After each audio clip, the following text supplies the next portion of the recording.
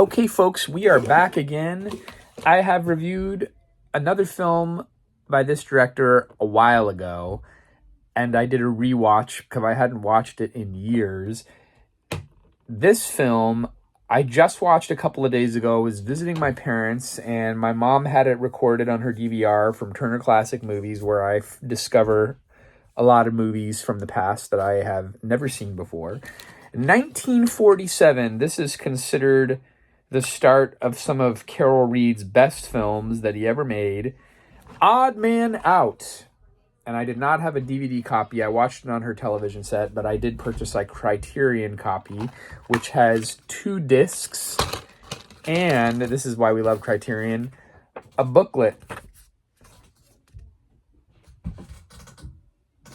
This is a sad movie.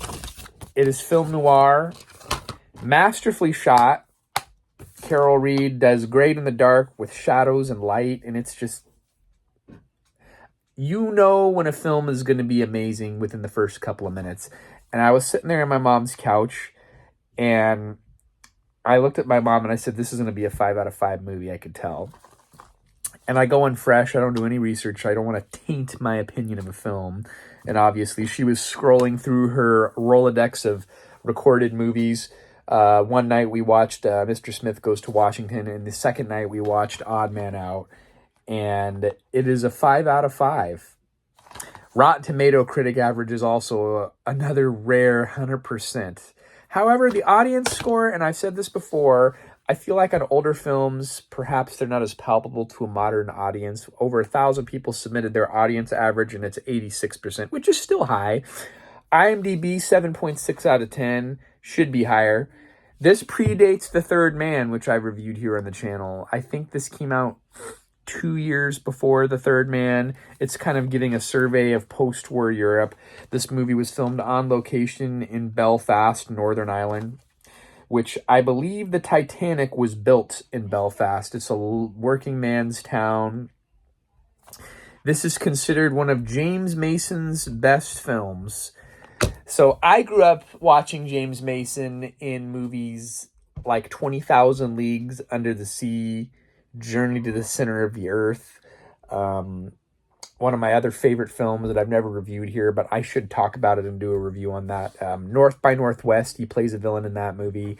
And here, James Mason kind of plays this IRA leader in Northern Ireland where they're fighting for Irish nationalism. Although to get around the censor board in the UK, they never referred to Irish nationalism by name or the IRA. They were more or less kind of portrayed as like these gangster type mobster types, and they referred to it as the organization, but everybody kind of knew that they were talking about the IRA. They just wanted to break away from England and were doing whatever they could to subvert what was going on. And the premise of the movie is the James Mason character is released from prison, and he leads a group of people, and Carol Reed cast mostly theater actors from this place called the Abbey, which is like the Irish National Theater. Great ensemble cast, great cinematography. I don't know if it's the same cinematography guy that he used for The Third Man, but I assume so because it has that similar feel that you can tell he's kind of developing his style, and you'll see that.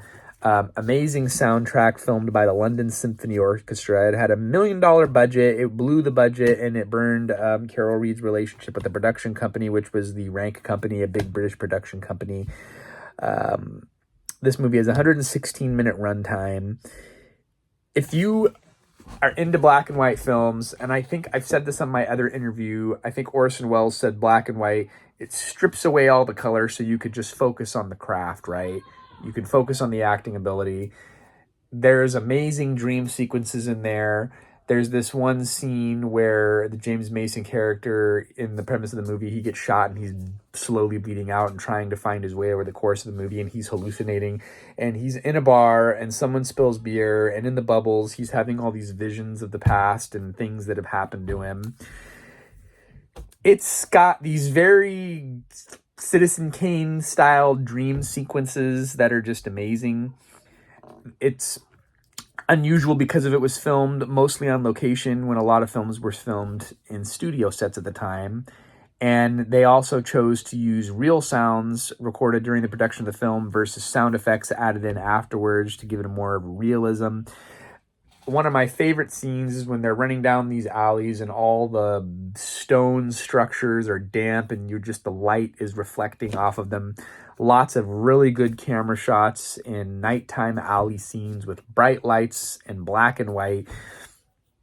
There's also the kind of story of him trying to rediscover his faith because he is having a delusion and some artist holds him captive and is painting him as he's dying, and he's recounting Bible verses from memory from his Catholic school upbringing, the Mason character. So there's a lot going on in this movie. It is a must watch for any film buff, or if you're just interested in film noir, this is another one that's up there that I watched and I knew that I had to buy a copy. And I think I paid $14.99 for a used Criterion copy on DVD on Amazon. There was a exact reproduction for interior scenes inside of this Victorian era pub that exists in Northern Ireland called The Crown. It is such an exact production that people that visit the actual pub in Northern Ireland don't realize that there's any difference from what was portrayed in the movie and the actual pub. And I looked at pictures online. Victorian architecture, I can go geek out on that. It's just so ornate, so beautiful. Modern design is just so boring. This is the golden age of cinema right here. A very controversial ending at the time. I won't get into that.